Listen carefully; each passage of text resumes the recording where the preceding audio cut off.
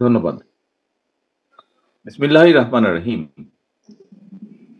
ফ্যাসিবাদ বিরোধী আন্দোলনে নারীদের অবদান শীর্ষক আজকের এই আলোচনা সভার সম্মানিত সভাপতি, উপস্থিত স্থায়ী কমিটির সম্মানিত সদস্যবৃন্দ, উপস্থিত গণ অভ্যুত্থানে শহীদ পরিবারের সদস্যবৃন্দ, নারী সমাজের সম্মানিত প্রতিনিধিগণ, সম্মানিত আলোচকবৃন্দ এবং অনুষ্ঠানে উপস্থিত সম্মানিত উপস্থিতিবৃন্দ, আসসালামু আলাইকুম। আমরা সকলে এতক্ষণ গণ অভ্যুত্থানে নারীদের ভূমিকা এবং আন্দোলন পরবর্তী চলমান রাজনৈতিক পরিস্থিতি নিয়ে অনেক ডিটেইল আলোচনা আমরা এখানে শুনলাম। আমরা আলোচকবৃন্দ আলোচনা করেছেন। আহ, যারা বিভিন্ন শ্রেণী পেশার নারী পুরুষ দেশ এবং জনগণের স্বার্থ রক্ষা করতে গিয়ে যারা শহীদ হয়েছেন, তাদের কাছে বাংলাদেশ আজ ঋণী। প্রিয় উপস্থিতিবৃন্দ, এবার তাদের প্রতি আমাদের ঋণ পরিশোধের পালা। এ ব্যাপারে কোনো কোনো বক্তা তার বক্তব্যে তুলে ধরেছেন যে ভবিষ্যৎ বাংলাদেশটি কেমন হলে আমরা আমাদের এই শহীদদের ঋণ কিছুটা হলেও পরিশোধ করতে পারবো ইনশাল্লাহ। সম্মানিত উপস্থিতিবৃন্দ, 1971 সালের স্বাধীনতা যুদ্ধের অর্জন থেকে 2024 সালের স্বাধীনতা রক্ষার যুদ্ধ, বিভিন্ন সময়ে গণতন্ত্র প্রতিষ্ঠা কিংবা ফ্যাসিবাদ বিরোধী 1.5 দশকের আন্দোলন, প্রতিটি আন্দোলন সংগ্রামে মানুষের পাশাপাশি নারীরাও লড়াই করেছেন, জীবন দিয়েছেন। শুধুমাত্র জুলাই গণ অভ্যুত্থানে কমপক্ষে 10 জন নারী শহীদ হয়েছেন। আমি ব্যক্তিগতভাবে বিশ্বাস করি, একজন নারী সংগ্রামী অবদানকে শুধুমাত্র হতাহতের সংখ্যা দিয়ে বিবেচনা করলে সেটি হবে নারীর আত্মত্যাগের প্রতি অবিচার। কারণ গণতন্ত্র প্রতিষ্ঠা কিংবা স্বাধীনতা রক্ষার আন্দোলনে কোনো সংসারের একমাত্র কার্যক্ষম পুরুষ সদস্য হত হওয়ার পর একটি সংসারকে টেনে নিয়ে যাওয়ার ক্ষেত্রে একজন নারীর যে নিরন্তর প্রতিদিনের যে সংগ্রাম, এমন একজন সংগ্রামী নারীর কথা আজ এই মঞ্চেই আমরা শুনেছি, তাকে আমরা দেখেছি। এটি কিন্তু একজন নারীর জন্য অত্যন্ত কঠিন একটি লড়াই, জীবনের প্রতিটি বাঁকে। সম্মানিত মা এবং বোনেরা, স্বাধীনতার ঘোষক শহীদ রাষ্ট্রপতি জিয়াউর রহমান বাংলাদেশে প্রথমবারের মতন নারী উন্নয়নে পৃথক একটি নারী বিষয়ক মন্ত্রণালয় গঠন করেছিলেন, যা আজকে আমরা এখানে উপস্থাপিত যে ডকুমেন্টারিটি ছিল সেটিতে আমরা দেখেছি। Mother of democracy Begum Khaleda Zia দ্বাদশ শ্রেণী পর্যন্ত নারীদের বিনা বেতনে শিক্ষার সুযোগ চালু করেছিলেন। বিএনপি বিশ্বাস করে দেশের অর্ধেক সংখ্যক নারীকে রাষ্ট্র এবং রাজনীতির মূল ধারার বাইরে রেখে কখনোই আমরা নিরাপদ বাংলাদেশ গঠন করতে পারবো না, নিরাপদ বাংলাদেশ গঠন করা সম্ভব নয়। নারী শক্তিকে কর্ম পরিকল্পনার বাইরে রেখে কখনোই কোনো রাষ্ট্রই, শুধু বাংলাদেশ নয়, কোনো রাষ্ট্রই এগিয়ে যেতে পারে না। এবং সে কারণেই নারী শক্তিকে প্রাধান্য দিয়ে দেশের অর্ধেক সংখ্যক নারীদের নিরাপত্তা নিশ্চিত, তাদের আশা আকাঙ্ক্ষাকে ধারণ করে বিএনপি আগামী দিনের সকল কর্মপরিকল্পনাগুলোকে সাজিয়েছে বা গ্রহণ করছে। প্রিয় উপস্থিতিবৃন্দ, গ্লোবালাইজেশনের এই সময় শুধু বাংলাদেশের ভূখণ্ডেই নয়, বিশ্বের সব দেশেই নারীদের জন্য শিক্ষা, চাকরি, ব্যবসা সহ সকল সম্ভাবনার দ্বার কিন্তু উন্মুক্ত। শুধু নারী পুরুষ ভেদাভেদ না করে সবাইকে শিক্ষা দীক্ষায় কমপক্ষে কর্মদক্ষ করে গড়ে তোলা প্রয়োজন অত্যন্ত ভাবে, যদি আমরা দেশকে সামনের দিকে এগিয়ে নিয়ে যেতে চাই।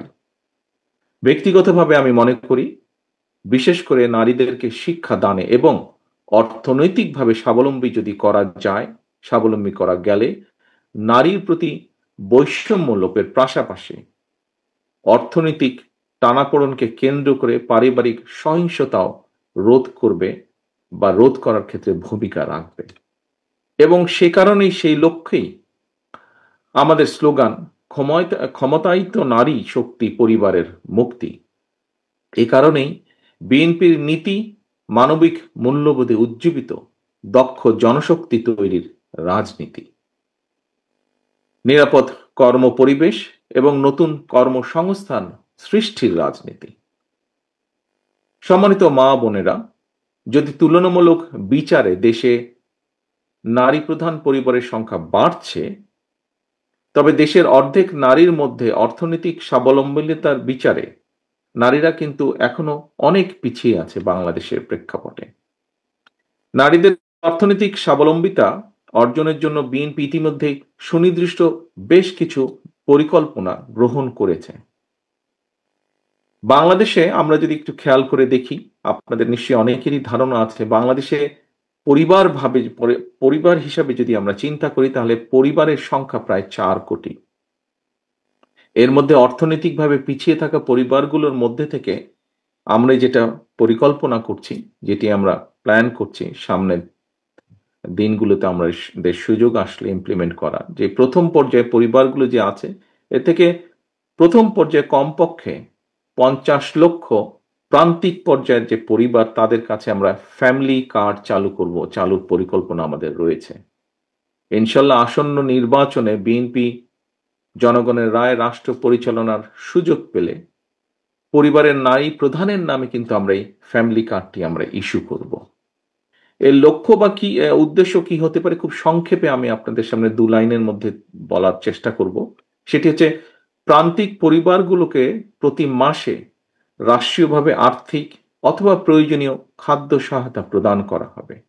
আমরা আশা করছি এই ধরনের উদ্যোগে পরিবার এবং সমাজে একদিকে নারীর অর্থনৈতিক ক্ষমতায়ন ঘটবে, অপরদিকে পরিবারগুলোর সামনে ধীরে ধীরে স্বাবলম্বী হয়ে ওঠার সুযোগও তৈরি হবে।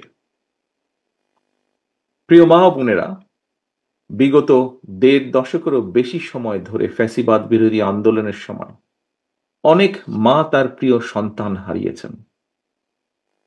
আমার মাও তার এক সন্তানকে হারিয়েছেন আপনাদেরই মতন। বহু স্ত্রী তার প্রিয়তম স্বামীকে হারিয়েছেন, বোন তার ভাইকে হারিয়েছেন। অনেক মা বোন নির্যাতিত, নিপীড়িত হয়েছেন। অনেক পরিবারের পারিবারিক বন্ধন ছিন্ন বিচ্ছিন্ন হয়ে গিয়েছে। হাজারো শহীদ আর স্বজন হারানোর অসংখ্য মা বোনের আর্তনাদে শেষ পর্যন্ত ফ্যাসিবাদ অবসানের পর আমাদের সবার সামনে শিশু, নারী, পুরুষ, ধর্ম, বর্ণ নির্বিশেষে একটি মানবিক বাংলাদেশ গঠনের সুযোগ সামনে এসেছে, যা আজ এই মঞ্চেও বিভিন্ন বক্তা তুলে ধরেছেন। প্রিয় উপস্থিতিবৃন্দ, সম্মানিত মা বোনেরা, নারী সমাজের সম্মানিত সদস্যবৃন্দ, এই যেই সুযোগটি এসছে আমাদের সামনে, এই সুযোগকে কাজে লাগিয়ে শহীদদের কাঙ্ক্ষিত বাংলাদেশ গঠনের জন্য আমি দৃঢ়ভাবে বিশ্বাস করি আগামী দিন নারীদের ভূমিকা অত্যন্ত গুরুত্বপূর্ণ।